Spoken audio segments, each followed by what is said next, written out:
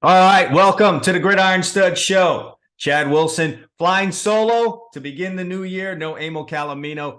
He's out under the weather. He's up north, so you know how that is. They've got a little bit of that chilly kind of stuff coming their way, so he's not available here today. So I'm flying solo. Going to talk to you about college football bowl games, as well as the NFL issues that are here with us, an update on Damar Hamlin and the situation surrounding that. So we'll get into that, plus the NFL picks for week 18, is it? I think that's week 18, plus our college football championship bowl game pick. We're going to have all those things for you and more coming up here on an abbreviated show to start off the new year. Happy New Year to you guys, by the way.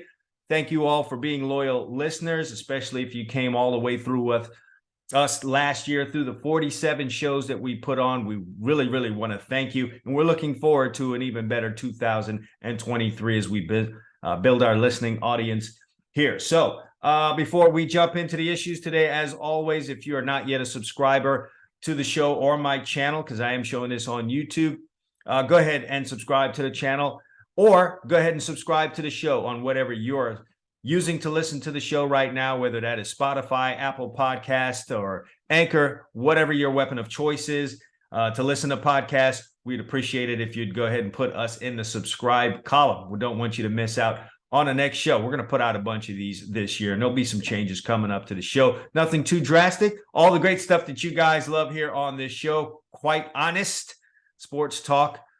Football talk to be exact, but we get into those spring months and we got to sprinkle in some of those other sports in there for you football heads. So we're looking forward to all that, and we don't want you to miss any of it. So go ahead and hit the subscribe button. If you're trying to follow us on social media, you can find Emil on Facebook, EMILCALOMINO. As always, this guy will talk to you about anything. Really, really good follow on Facebook. For me, you can find me on Instagram, Twitter, and TikTok. It's at GridironStuds. Go ahead. I think I'm a little bit entertaining on there. Sometimes I'm maddening, annoying, all those good things. I'm going to run you through all the emotions, and you have several ways to find me there. So TikTok, Twitter, and Instagram at GridironStuds. Also, it's that time of year. You've got basketball, NHL, college football, bowl games, playoffs. You've got the NFL playoffs coming as well. A lot of great stuff. So if you're so inclined to get down on the action, go ahead and check out our sponsor, Bovada Sportsbook. They've been in the business for quite some time. That means they're quick with the payouts, good customer service. They're honest. You can trust those guys. They've got great lines and a whole bunch of other great things that you will enjoy if you're the type of guy to get down on it. So go ahead and check them out. I have a link to it in the description to the show. Go ahead and check out Bovada Sportsbook. All right, the NFL is what we're talking about, and you know what the biggest story is when it comes to the NFL. I've been watching this game for, I would say, 43 years now. Played the game, obviously, and have two sons playing the game. What I saw on Monday night between the Cincinnati Bengals and the Buffalo Bills was something I'd never seen on the field before. And I imagine that's the case for most of the people listening to this show and watching it on YouTube right now. This is something that I don't think any of the players on that field had ever witnessed in any of their football playing lives, whether that's youth to high school to college and now in the NFL. It was something crazy for everyone. I've got to admit, watching the game, kind of halfway watching it in the beginning there, when Hamlin went down, I wasn't entirely sure what happened. Wasn't, like I said, fully engulfed in the game. So what I figured was another guy that possibly had a concussion. He'll come out, take a look at him, and walk him off the field, and he'll go in the blue tent, and that may or may not be the end of his night. What it ended up being was something completely and totally different. And as I said, my 43, 44 years of watching the game of football, I'd never seen this before. 10 minutes reportedly of CPR being done on the field. And you kind of knew once they came back from that first break that this was going to be something unusual. And you could tell just by the faces of the players, Tre'Davious White being the biggest of those. And, I could explain it from this standpoint. There's your teammates, and then there's those guys that are in the room with you each and every day. So Tre'Davious White, seeing a DB that he's in the room with every day, there's a really tight bond between the guys that you're in the room with. I could especially speak for that for defensive backs. It's a difficult position. I continue to say it's the toughest position to play in this game. And, you guys have a lot of common bonds where that is concerned, as well as off the field. And from everything we've heard, Damar Hamlin is an outstanding young man. So I'm sure every one of those players in that room and on that team hold him in high regard. And he's a guy that came in as a late round pick, got his way onto the field. I think he started 15, 16 games. I think that was his 16th start. He was out there for a lot of games. And that's really besides the point. Like I said, an outstanding young man who started a Troy drive looking to just collect about $2,500 to go shopping and buy toys for kids. And as a result of this tragedy, if there's anything good that comes out of this, and we'll give you an update if you haven't heard it on his condition, is that his toy drive, where he was hoping to get to $2,500 to purchase toys for kids, is now at reportedly $5 million. So a tremendous outpouring of support from other players in the NFL, fans, anyone who felt moved by what they were seeing on the field in this young man fighting for his life. I can tell you this as a parent, it touched me to really see that happening and know that his mom was there and in person. And I will say this, that's a good thing.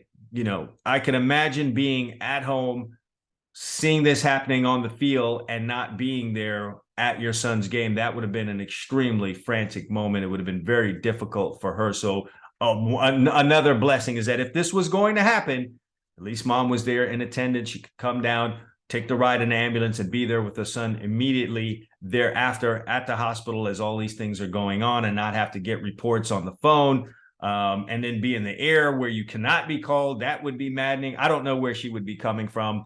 I'm assuming somewhere in the Northeast. So that's at least an hour flight, not to mention everything else that you've got to do, get to the airport, get through security and all the other things. And, you know, at this time of year, trying to go through an airport, as we've seen, as you may have experienced, if you travel this Christmas or holiday season, it can be an aggravating process. Just getting your ticket, which she would have to get on a moment's notice. Just getting that done can be difficult. Getting through security, getting a bag checked, if that's something you probably not. But the whole process of flying can be difficult when you don't have something like this on your mind. So there's a blessing there that she was there and that they were able to get family members there rather quickly right after the game. I got to first of all, let me address this. I had some tweets during the game, just wondering why they hadn't called the game yet. Ultimately, folks, and for anyone listening to this and they do want to attack the NFL, I've had a time to reflect on this. Obviously, I'm caught up in the moment there, looking at what happened, feeling the emotions that, I felt at the time from what was happening. And I wasn't critical of the NFL. I just kind of wondered why we hadn't come to this conclusion, and didn't outwardly out loud thinking about what needed to happen. Hey, you need to cancel this game or immediately suspend it. No one's going back out there to play. You saw the faces of Stephon Diggs. If you saw Tre'Davious White, you knew full well he was not in any condition to go out there and play a game. You could look across the field at Joe Burrow and see that he was staring out into the stars, kind of a blank look from Cincinnati Bengals players, an overwhelmed look from Josh Allen, the quarterback. How could he go out there and play a game after that? And so, people may have questioned why it took the NFL so long. And you guys really got to understand something about an NFL game. Yes, there was a player seriously injured, probably more serious than anyone else has ever been injured on a football field, because, CPR for 10 minutes means, they pretty much saved this guy's life. If they hadn't done that, he'd be gone, and this would be a totally different story. But when you make a decision to cancel a football game or suspend a football game, there are a lot of things to consider. There's how you're going to get everyone out of the stadium. So that's a security issue. You've got to have time to communicate with both of the coaches, get feedback on the players, medical personnel. There's a lot of moving parts in an NFL game. And I don't think people really fully grasp that, understand that. As someone who's, done production work on a college football game and kind of been behind the scenes in an NFL game, you understand there's a lot of moving parts. And so it's going to take some time. the right decision ended up being made. The game was suspended, and I probably will be canceled. The NFL's now got to figure out how that whole thing works, what they're going to do record-wise, because both of these teams were, fighting for a top seed. So I made the recommendation that this game should just be a tie. That seems like probably the safest thing to do, the most logical thing to do. But of course, NFL is going to make that final decision. So we'll see what they come up with. To me, it's just a tie. Let's act like the game didn't happen. We just kind of go from there. And if you're the Buffalo Bills, a tie there ends up making you the second seed. Well, then you know what? That's what ended up happening. I think you'll take that over, anything else that could have come out. And you know what? You fight from that second seed. You go and, do it for Damar. So we'll see what they end up coming up with. But folks out there that want to jump on the NFL's head, I'm here to tell you there's a lot of things you can get on the NFL about. This is probably not one of them. We could talk about having 17 games. We could talk about the Thursday night games that continue to be, your employees, the NFL players, continue to tell you that Thursday night games are not safe. It's not in the best interest of the players. So why are we playing them? There's a ton of other things you can get on the NFL for. I'm not going to jump on that bandwagon and get all down the NFL's throat because they took longer than maybe some of us wanted to go ahead and cancel the game. Or suspend the game. I got to use the right terminology on that. So they did what they had to do, and ultimately they did it right on time. Okay. The players that needed to get over to the hospital did so. We did see Stephon Diggs catching an Uber and heading over there. I feel like those players, once they got back in that locker room, knew they weren't going to play that game anymore, whether the NFL told them to go out there or not. And I'm not suggesting that they were doing that. I think those players had made a decision, if not on the sideline, when they got back into the locker room, that they were not going to finish this game tonight. And kudos to the two head coaches down on the field. And I do want to say something about that. They are, for lack of a better term, boots on the ground. So, they can actually feel and see what's going on, and they're better in position to kind of make the call on what should happen there. They were there, they saw it, they felt it, they understood what was going on. So the story is that Cincinnati Bengals head coach Zach Taylor walked over to Sean McDermott after they'd gone to their respective sidelines once the ambulance left the field. And it kind of seemed like maybe there was going to be a warm-up by the players and then perhaps a return to action. I don't know if that was the actual case. That's just what it seemed like on television. And Zach Taylor walked over across to Sean McDermott just to ask him because, Taylor was shook up seeing it. Many of the Bengals players were shook up. Perhaps he went over there and saw that, hey, this is not our player, and our guys are shook up. The Bills players must be a mess. So he walked across the field with Sean McDermott, talked to him, and those two guys came to the conclusion that they should probably go back in the locker room.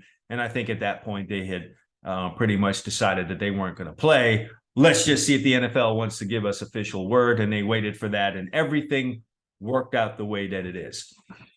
Let's talk about the principal in this, and that's Damar Hamlin, and then we'll get into some other things that happened around this incident. The report today is that Hamlin is awake, which is such a godsend. So many prayers went out for this young man. And I think at that point that night, carted off, there was many who thought that, he wasn't going to make it. And some who thought perhaps he'd even died already. He passed away already. So to get the news today that he is awake, and many of his vitals seem to be okay. I don't want to give a doctor's report here, and I'm not going to speculate on anything. I know this much: he was awake, and he was awake enough to scribble on a sheet of paper who won the game. So at least he knows that much. So that would say there's some neurological functions that are in place. That's promising. So we have a young man that was fighting for his life, that is alive today, and seems to have a good amount of his neurological skills there, which is an extreme blessing. So that's the good news on this. Some of the things that floated around with this, I tweeted the day after. If Skip Bayless was your focus when you woke up the next morning, your heart and your mind was in the wrong place. And of course, anytime you tweet something, there's people who think one thing and there's people who think another thing. You could put any issue, make any tweet out on Twitter, and you're going to have people to the left of it and people to the right. I don't care what you say. You can say the sky's blue. There are going to be people out there to convince you that it's gray, red, green, whatever. And there'll be a fight in the comment section. So you had some people that said, oh, we're just going to let him off the case. We're just going to not hold him accountable, et cetera, et cetera. First of all, if that's your thought process, you're, as the common Joe fan, not going to hold him accountable at all. You're not going to do any of that. You don't have the power to do any of that. Yep, you can get on there and en masse, we can all be up in arms about it, so on and so forth. Skip Bayless was going to suffer his consequences through Fox Sports, no matter what it was that we said.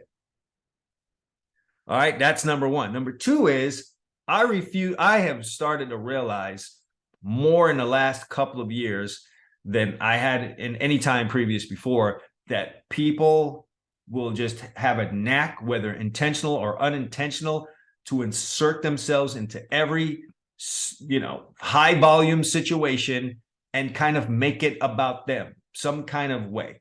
And I'm not sure what Skip Bayless's motivations were on that night. Maybe it was orchestrated. I'll make some kind of a, vague, controversial statement, and now all the eyes will be on me. When I know there's a bunch of eyes focusing on this thing, he can go slice a little piece off of that because he needs attention. And as we know now with social media, attention is a drug, and he can go have all the focus on him. I don't think that guy really cares about the public at large or just people in general not liking him. He's just kind of always been that way. You guys have got to remember that this is the guy that Troy Aikman asked his agent, how much would it cost me if I threw a football during practice and hit that guy in the head? He's just always been a weasel, and he doesn't really care about how people feel about it. It's just how he's lived his life. So some random people on Twitter having a problem with it is not going to outweigh his ability to insert himself into the middle of what was happening at that time. I've seen people do that time and again. It's like a little bit of a marketing ploy. So that was my whole reason for tweeting that the next day. Let's not get up the next day and give him his candy. All right. Let's not have him put a mask on and hijack this moment and make all the talk about Skip Bayless and not about Damar Hamlin. And for those who think, oh, well, we could simultaneously do both things. Why? Why should the focus on Damar Hamlin share any amount of time with Skip Bayless? There'll be plenty of time to get to what he did. Matter of fact, you know who really held him accountable and should be the person to hold him accountable? His co-host on his daily television show, Shannon Sharpe, who did a fine job not showing up to work the next day. And even Shannon said it when he came back to work on Wednesday. I didn't want to come here and be in an argument with you, Skip, and take the focus off of Damar Hamlin, who rightfully so deserved all of the talk, attention, etc. It should have been all about him. So Shannon Sharpe, to a certain degree, felt the way that I felt. I'm not going to let Skip Bayless hijack this moment, and now we're going to have this big fight. And now all of the videos that are out on TikTok and Twitter and Instagram are me arguing with you over your tweet when they really should be people offering their support and their prayers up for Damar Hamlin. I think folks out here really have got to start becoming aware of that, and don't allow people to do this. Don't give them the energy to do it. Don't show them that it can be done. Don't allow them to insert themselves in every situation, no matter what the situation is, and make it about them. So I was pretty much battling about against that, and I wasn't going to go into it. I found that I don't really need to go into any extensive explanation on Twitter after I make a tweet. Because you know what? The smart people get it. The rest of the trolls and the people who, aren't operating with a full battery, they're going to argue no matter what I say. So I'm not explaining anything. If I have to explain that to you, then you've you just missed it. You can wallow in the low brain power if you want to.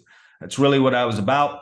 And so if you get it, you get it. If not, sorry, wait for the next tweet and you control me there. But all right, that's the good news there. I don't know what the Bills do this weekend. They're scheduled to play a game. There's odds on the game. But I don't know mentally how they're going to be. Obviously, getting good news with Damar Hamlin's condition improving day after day. So, that's going to give them a good feel. I think Cincinnati, they could be in perhaps a weakened mental state after going through that. That's an emotional thing for them to see. It's not their teammate, but there's a brotherhood in this league, whether a person's on your team or not. Everyone's a part of this violent game. And so to a certain degree, everyone understands just exactly what's happening moment to moment, especially when it comes to injury. So it's going to be interesting to see how both the Bills and the Bengals are emotionally when they line up to play their respective games this week. And they are both important games because, as I said, there are some playoff implications there for both of these teams that are, obviously going into the playoffs. So that's going to be interesting. The other NFL story is once again, we're going to talk about Jim Harbaugh and him possibly coming to the NFL. I don't know why this happens, but it happens.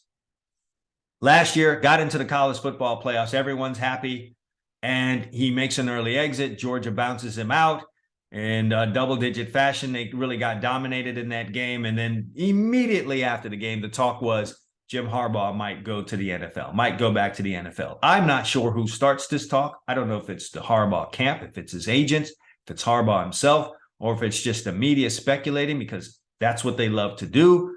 I don't know how this is getting out, but it just seems like we're going to do this every year because just today we hear once again that Harbaugh likely to stay with Michigan. Okay, if that was the case, why were we even talking about him coming to the NFL anyway? Not sure. But we've seen end runs before. Guy says he stays and he leaves. Guy says he's leaving and he stays. We've seen it all, especially when it comes to Harbaugh, who's definitely moved him around in his coaching profession. Started off at the University of San Diego, went to Stanford, ended up going to the San Francisco 49ers, and now he's at Michigan. All this within the last, I would say, 15 years, 4 different places. So he's definitely a mobile coach. If he were to come, where would probably be the best fit? We know the Carolina job is open. We know the Denver job is open. There's a possibility that the Arizona job would be open. And best believe there'll be some more firings to come. There'll be some surprises in there, I'm sure. There'll probably be a couple more that we weren't expecting. And so we have to ask ourselves where would be the best place. I'm not sure on that. I know typically, though, when a coach is fired, the general manager, the powers that be making that call, like to go for a guy that is completely the opposite of what was just there. The thought is we need a complete turnaround, and we can't do that bringing in a guy who's sort of the same. We need a complete turnaround. And so what place would that be where there would be a complete turnaround? This coach would be so much different than what was there. And that place would be Arizona if they decided to fire Cliff Kingsbury, which I'm not certain that they would do. I would not be shocked at all if he stayed. There were a tremendous amount of injuries there this year. He was signed to a new contract in the offseason. And I know this franchise is trying to have some kind of stability. So, they're looks like they're going to lose the general manager. You had a quarterback in Josh Rosen that was in and out of there. You had a head coach that was in and out of there 1 year in Steve Wilkes. So they're really looking for some stability. So they would probably err more on the side of keeping a coach past the time that most people thought than they would getting rid of a guy too early. But if they were to get rid of Cliff Kingsbury, I think that would probably be the place where Jim Harbaugh would be most sought after, because Kingsbury runs a little bit more of a laid-back camp, and I'm not here to say that that's good or bad. It was really great last year. They started off 7-0. I could argue that they should have been 8-0 and won that game in Green Bay. That kind of seemed to turn the season around, so it really had worked that. And year after year, Kingsbury had improved the Arizona Cardinals. So, he has a laid-back style. That is not going to be what Jim Harbaugh brings to the table at any outfit that he goes, even the NFL. It's not going to be a country club. He's probably going to flirt with some Players Association rule breaks. There'll probably be a couple of guys that'll go make a call to New York and be like, hey, you know what this guy's doing? You know what he's doing at practice. You know how many times we're practicing. You know how long we're practicing. You know how much we're hitting. He's going to toe the line, and he's going to walk the fine line when it comes to that, and that's going to be a complete departure from what Arizona's had. So that's what I would see. Probably the Cardinals, if there was genuine interest by Jim Harbaugh, I think the Cardinals would probably be the place that would go after him the hardest. That's just my speculation, just based on experience as to how teams go about hiring guys after they make a decision on a coach. They usually go after something completely and totally different. So that's going to be interesting. But, if we're taking Harbaugh at his word, he says he's likely to stay. Now, that word likely is very gray. That could change tomorrow. So keep an eye open for that. But it just seems like we're going to do this every year. Looking at it from a logical standpoint, you got your quarterback coming back. You've got a lot of great pieces coming back at Michigan. You do have Ohio State at home again. 3 straight wins against Ohio State would be something. You would have that program moving in the right track. You would certainly do something for your legacy as a Michigan man to beat them when they were at their height. This would be a situation where you beat Ohio State 3 times in a row, and it wasn't some kind of down era for Ohio State. As people tried to say, maybe the John Cooper era was, even though they're winning double-digit games every year. That's how spoiled people were. But yeah, they weren't in a national title hunt very often, or often enough for fans during that John Cooper era. So that's not what we have here. This is an Ohio State team that's at top notch. They are pumping out top 3 recruiting classes every year. They had won a national title within the last 8 years. And they were in the college football playoff this year, so to get 3 straight wins against an Ohio State team that was moving like that would be a nice feather in the cap for Jim Harbaugh. So I personally don't see the logic in him leaving right now, but more on that. All right, time for us to slide into the NFL picks. I will say to you, this is the hardest week of the year every year to pick games, because you've got guys totally out of it. You've got teams totally out of the playoff race. You've got teams that need a win to get in, and odds makers know that, so they fumble around with the lines and they do some crazy things. Week 18 is the hardest week of the year, if you ask me. It's harder than week 1 to pick games, because it's just really, really very hard to find value.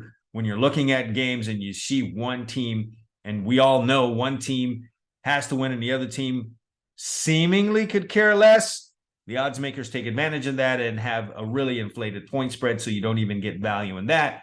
And you're just worried about taking the underdog in that situation because you're just not sure what the team totally out of the playoffs is going to do. You don't know the attitude and the mindset.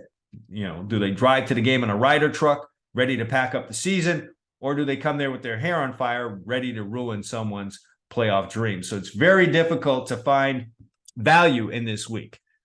With that said, you still have our picks to make. I have 3. Emil has 3. How it stands right now, both of us went 2-1 last week. We pulled that out. We both ended up losing with the Carolina Panthers, who were very disappointing in that game. They have themselves a nice little lead. They were looking like how Emil and I thought they were going to look in the early part of that contest. But then good old Tom Brady in the 4th quarter hijinks. They come up with 20 points. Mike Evans goes crazy, 200 yards receiving on 9 catches and 3 touchdowns, and they just totally upend our pick. That's the only loser both Emil and I had, because we both agreed on that pick, and we ended up going 2-1. Emil had winners on the New York Giants and the New Orleans Saints. Those were 2. The Giants were obviously easy winners. Good pick on the Saints. I had an easy winner with the Green Bay Packers, who are really rolling along. You heard me talk about this last week. My evil plan of the Packers coming in as a wild card and getting all the way to the Super Bowl is still in effect. They've got some tough teams to go through, but the way they're playing right now, they're playing as good as anyone in the NFC right now, so that's going to be interesting. Also got to win with the Seattle Seahawks. I just thought there was no way the Seattle Seahawks We're going to have the New York Jets come in from all the way out east, and there was no way that Geno Smith was going to miss an opportunity to dunk on the team that really kind of gave him a bad start in this league. I know outwardly, publicly, he speaks of he doesn't have any ill will to the Jets. And maybe that's true because that is the team that drafted him and gave him his opportunity in the NFL when he was sitting in that green room for all that time and all those teams had passed. They were the team that called his name. So, I do believe he has some genuine, I don't want to say love. Maybe love's not the word, but appreciation for the New York Jets. With that said, I knew damn well there was no way he was going to have the Jets come in and kind of put a monkey wrench in their playoff hopes, given what he had gone through with that franchise. So I went with the Seattle Seahawks, and that was a winner. So both of us were 2-1. That brings our records on the season. Right now, I'm sitting at 31, 19-1. Emil is 30, 20-1. One game separates us in the NFL. And so here we go. The 3 picks that Emil has for this week, he's going with the LA Raiders. Did I say the LA Raiders? The Las Vegas Raiders. That's funny that I said that. So Emil likes the Raiders. Tough versus the Chiefs. He seems the quarterback change is going to be a spark. He thinks the teams hate each other. The Raiders would like nothing more than to spoil the Chiefs' bid for a number 1 seed. They may not accomplish that, but he thinks the game's going to be close. He's also going to back the New Orleans Saints. He thinks the Panthers missed out on a really big opportunity last week. He might, Emil might be mad about how they, caused us. We both should have been 3-0. I mean, the Panthers had that game. They were way out front. No way they lose it. Oh, Tom Brady. But anyway, he thinks they missed out on an opportunity to make the playoffs last week. He doesn't think they show up really well this week against the Saints in a road game.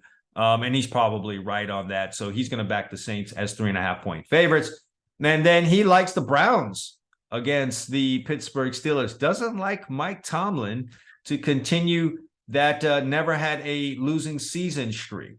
He just thinks the Browns are going to mess up that opportunity for the Pittsburgh Steelers here and also keep them out of the playoffs.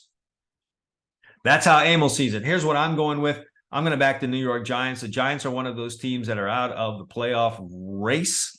And the thought is maybe they won't care. Listen, who are you kidding yourself? This is the NFC East. This is the New York Giants.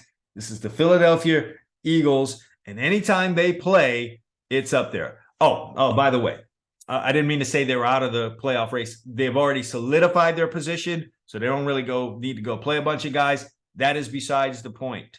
That is besides the point for the New York Giants. It's the Philadelphia Eagles. I feel like they're going to play this game hard. Can't see them losing by 14. I know the Eagles are still trying to fight for that number 1 spot. They've got, a leg up on it over the San Francisco 49ers, as well as the Minnesota Vikings. I just don't see that game being a 14-point game. This is not how the Giants want to go into the playoffs. So I don't know how many guys are going to sit. And even if they sat guys and put backups in, I'm sure the backups would play that game hard. And I don't see the Eagles winning that game by 14. This was, like I said, a tough place to find value this week on the card. I'm going to back the Tennessee Titans as 6.5-point underdogs against the Jacksonville Jaguars. The Jaguars, ultimately, they're playing good football. They'll probably pull this game out, but they're in a tough position. This is essentially a playoff game for the Jacksonville Jaguars, and they're in a position at this time of year that they haven't been in a long time. I venture to say no one on that roster has been in that spot. I think most of the guys that were a part of that team with Jalen Ramsey that made a lot of noise that one year are probably not on the team. And if there are guys from there, they're not many. So this is a strange spot for them. And I know they've been playing great football and they've had big leads, but there's going to be a lot of tension here for the Jacksonville Jaguars. And I know the Tennessee Titans are going to come in here with their hair on fire, no matter what's going on with the quarterback situation. So I'm looking for a war here, and I don't think more than a field goal separates these two teams. So I'm going to take the points with the Tennessee Titans at 6.5. And then finally, like I said, no one's playing better ball in the NFC right now than the Green Bay Packers. They are small 4.5-point favorites against the Detroit Lions. This promises to be a really nice game early on, but with the Packers winning 4 in a row and being experienced, in being in the playoff mix at this time of year, I just really give a leg up to them, especially with this game being at home in Lambeau. It's going to be rocking, outdoor element. Yes, the Lions are from Detroit, but they play indoors. So that's going to be a little bit of a tough deal for them to deal with. I just really like the Packers here, the way they've been playing 41-17 last week over Minnesota. Maybe some think that's a fluke. I don't think so. Week before, they went and got a win on the road on Christmas against the Dolphins. And like I said, winners are 4 in a row, 5 out of their last 7. The Packers are rolling. I think that continues here. So to summarize things, I like the Giants plus 14, Tennessee plus 6.5, and the Packers minus 4.5. Amo's going with the Las Vegas Raiders plus 9, the New Orleans Saints minus 3.5, and the Cleveland Browns at Pittsburgh plus 2.5. So we'll see how this whole thing ends up. All right, we're heading out now to the college football scene. And we need to talk about the bowl games. I don't know how you guys feel about bowl season. The early bowl games were ho-hum, at least the first 3, 4, 5 of these things I didn't watch at all. I started watching as we got closer to New Year's Eve, watched the New Year's Eve games, and I thought the late bowl games were good. I thought they were good games. They obviously provided us with a tremendous amount of entertainment. I don't want to take anything away from these teams that get these bowl berths. I'm going to assume most of the teams that are in these bowl games want to be there. It's a good experience for them, and they enjoyed it. I'm on record as saying I think we have way too many bowl games. When you have this many teams in college football making it to a bowl game, you've kind of watered it down. It's kind of like how offers just don't matter as much right now as what they used to, because they're handing them out to everybody. So I don't know how much of a reward we're really calling that. But when we're talking about those late bowl games, and if that's just all we had as bowl games, and I would say probably starting from, the Wisconsin-Oklahoma State game, if that's all we did for bowl games, then I think we've done a good thing. We are moving to the 12-team playoff system, so that's going to bring some more excitement to these bowl games. But I don't know if anything is going to make the earlier bowl games more exciting. Louisiana and Houston, New Mexico State versus Bowling Green. Did anyone really watch that? Liberty in a bowl game, Western Kentucky and South Alabama. I'm just not sure. And Eastern Michigan and San Jose State on in the middle of the day. I guess, if you had nothing to do, you got your Christmas shopping done early, you could cut that on. But I thought the late bowl games were really exciting. Pittsburgh and UCLA was definitely an exciting game to watch, as was Oklahoma and Florida State. There were some great individual plays in several of these bowl games, and then the final outcome was very, very interesting. The Kansas versus Arkansas game, if you love offense, that was definitely the game for you. As a guy who enjoys defense, I was flabbergasted by what was going on out there. It was like the defenses were playing with 9 or 10 guys, and no one was interested in doing anything to stop the offenses from being in the painted areas of the field. But if you were in the offense, that was you got yourself a basketball score, and you got everything that you needed to see there. That game was exciting, as was Oregon and North Carolina. Bo Nix coming up with the late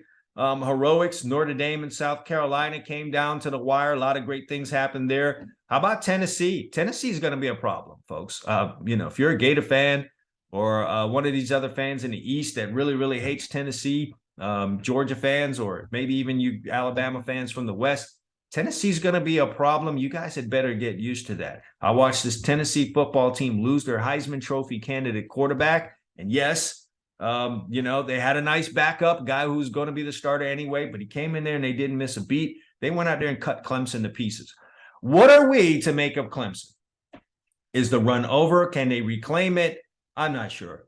Say what you want about Dabo Swinney. He is a good coach. I think it just boils down to him getting the coordinators that he needs and getting that offense back together and getting some kind of rhythm with it. I think that's been the biggest thing that's hurt them. Get a quarterback in there that you can believe in, and then get a system there offensively that's going to work. I think the hiring away of his staff has really hurt Dabo Swinney, and he should probably start ripping a page out of Nick Saban's book and just start hiring fired head coaches and kind of have things in place so that you don't get so upended when guys leave. But Clemson, it's going to be interesting to see what happens with them. How about Alabama?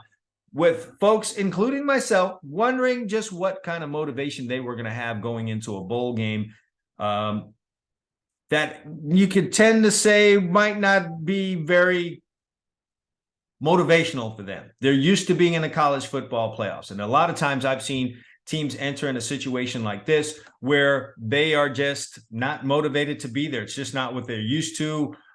What are we doing here? What's the meaning of this? We're usually playing for a championship. This really doesn't have any kind of meaning. Let's go out. Let's have fun. They failed to prepare. Nick Saban has found himself in that situation.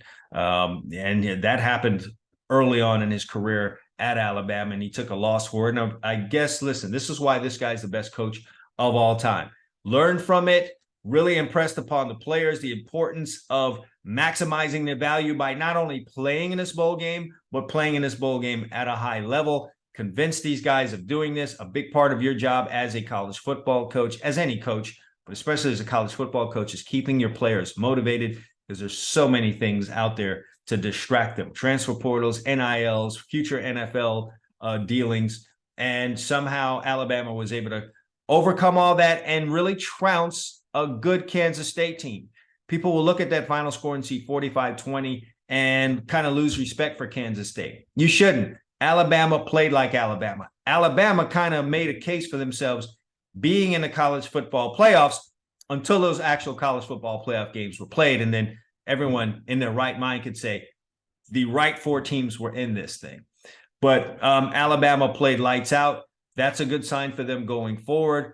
I would have been concerned for the future of Alabama if they would have came out and laid an egg in this one. Because, I think Nick Saban would have probably drawn and come to the conclusion that I've probably lost my voice in this program with these young folks, and maybe it's a time for me to pull away, which, by the way, I will say this to anyone listening.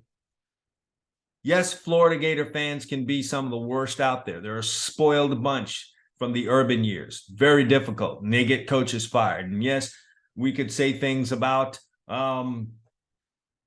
Florida State fans who are very happy right now. We could say things about Georgia fans.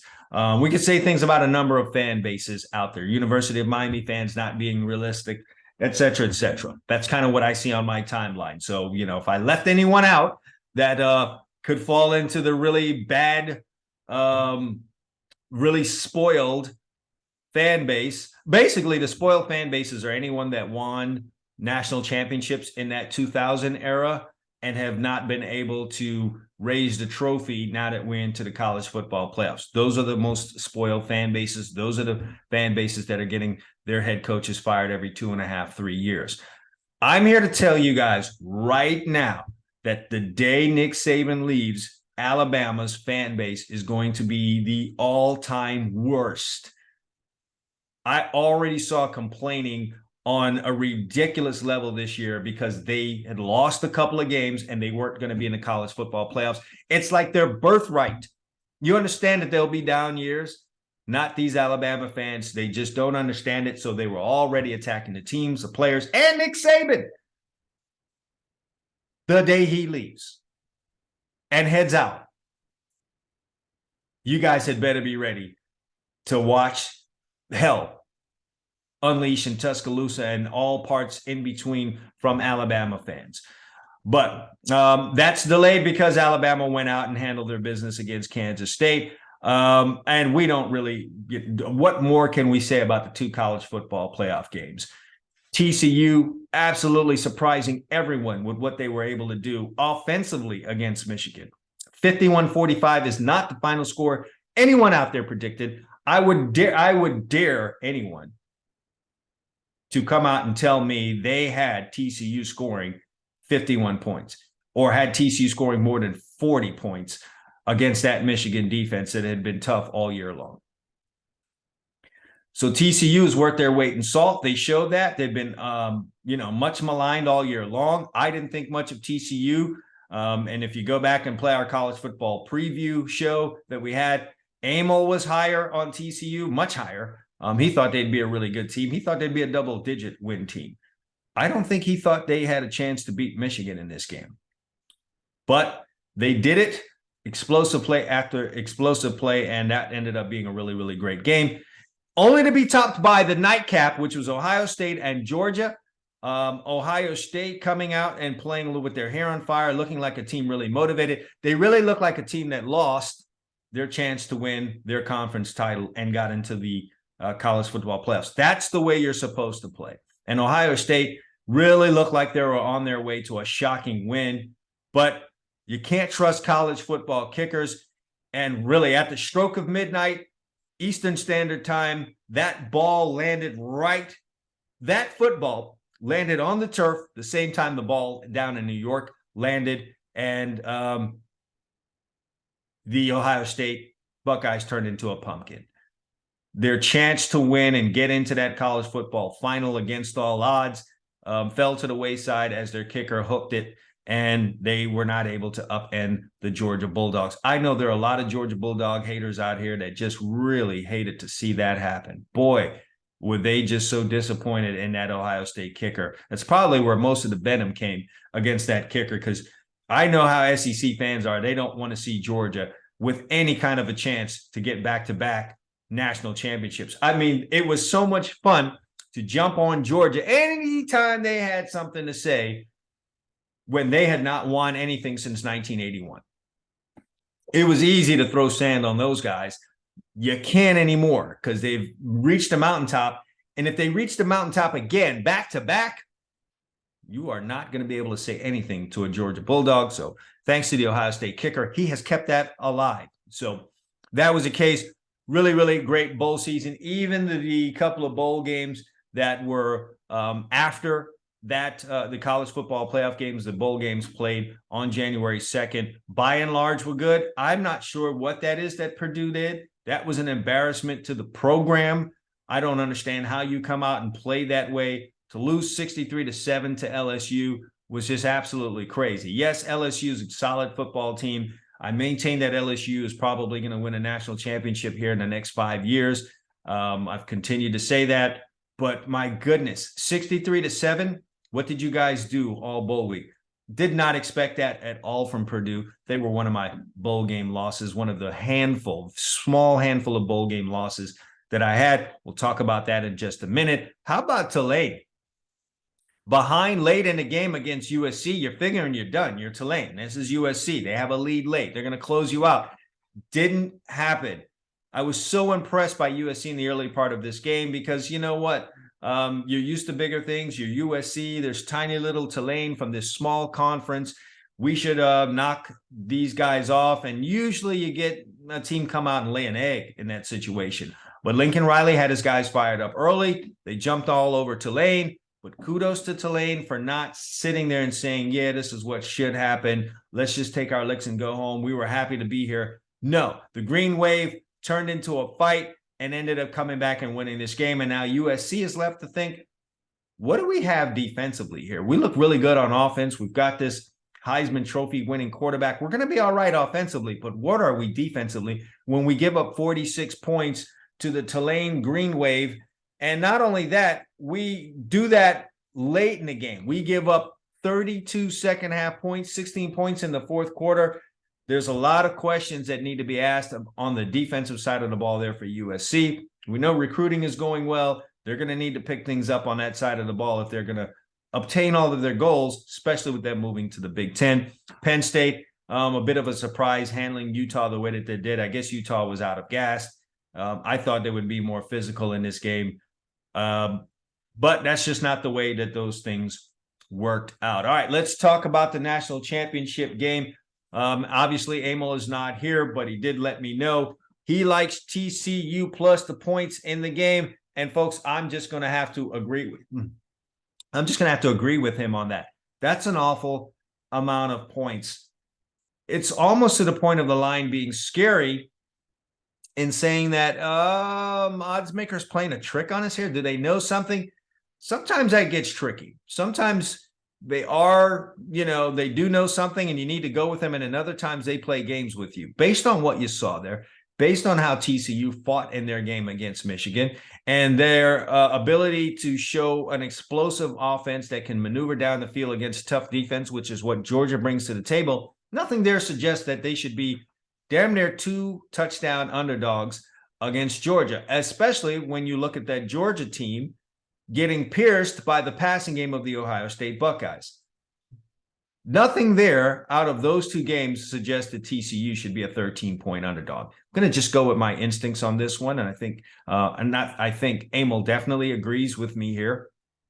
And we're both going to pick TCU plus 13. It's going to be our final pick of the year. I ended up being 7-3 in the bowl games. I typically do well in bowl games, as Emil has told you. It's just historically been the thing. I have a feel for them, some kind of how, some kind of way. Played in 3 of those bad boys as a college football player, so I kind of have a pulse on how players feel for particular bowl games. I end up 7-3.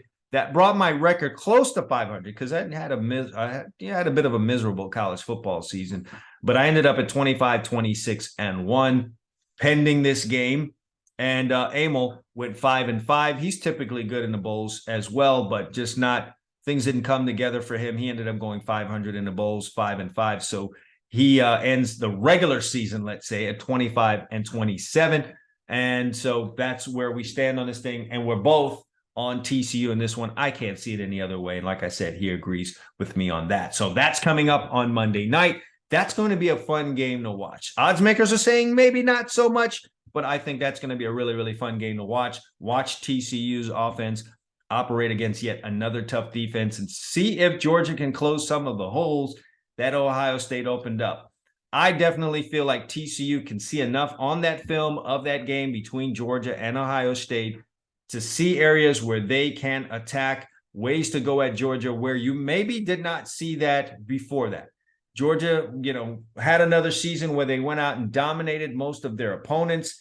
It was kind of like the 2021 season, going out and holding people at goose eggs, keeping them under 14 points. And it looked like another one of those seasons. Now, LSU did open up some things, but you could kind of chalk that up to, Georgia had a really big lead late in that game. And, they just kind of fell asleep at the wheel. However, Ohio State did expose some things, and TCU, I have faith in that, offensive staff that they can kind of run with some of the things that they saw there. And here's another thing. I don't know why people would malign the athleticism of any team from Texas, let alone a proud program like TCU. But I'm here to tell you, there's a lot of speed on that TCU football team.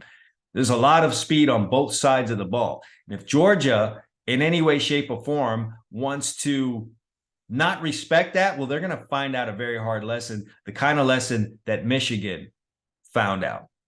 I am saying an upset, a full-on, straight-up upset is not out of the question here. There is a possibility that TCU could end up becoming national champions.